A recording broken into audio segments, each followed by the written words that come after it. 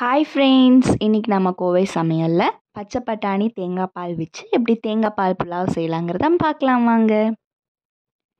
எண்ணெய் சேர்த்துக்கங்க, கொஞ்சம் நெய், காஞ்சதுக்கப்புறம் பிரியாணி இலை, ஏலக்காய், கிராம்பு, முந்திரி. வேணும்னா முந்திரி சேர்த்துக்கங்க, இல்லாட்டி தேவையில்லை. 2 பெரிய வெங்காயம்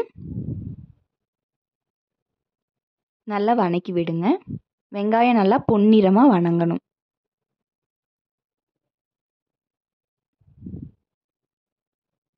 இப்போ கலர் மாறிடுச்சு. இப்போ நம்ம 5 பச்சை மிளகாய் சேர்த்துக்கலாம். இஞ்சி பூண்டு விழுது சேர்த்துக்கலாம்.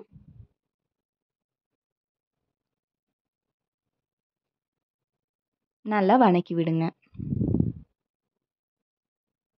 ஒரு தக்காளி,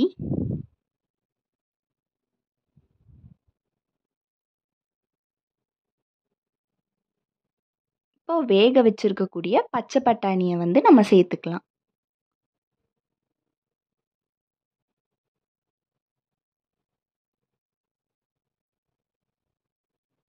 இப்போ அரிசி சேர்த்துக்கங்க. நான் 2 டம்ளர் அரிசி சேர்த்துருக்கேன். சாப்பாட்டு அரிசி தான் சேர்த்துருக்கேன். 1 டம்ளர் அரிசிக்கு 1.5 டம்ளர் தேங்காய் பால் ஆட் பண்ணணும். நான் 2 டம்ளர் எடுத்துருக்கறனால நான் இப்போ 5.5 டம்ளர் தேங்காய் பால் ஆட் பண்ணிக்கிறேன். தேவையான அளவு உப்பு சேர்த்துக்கங்க. கொதிச்சதுக்கப்புறம் கொத்தமல்லி தூவி க்ளோஸ் பண்ணி 2 விசில் விட்டு எடுத்துக்கங்க. அவ்வளோதான், தேங்காய் பால் புலாவ் இப்படி ரெடி ஆயிடுச்சு.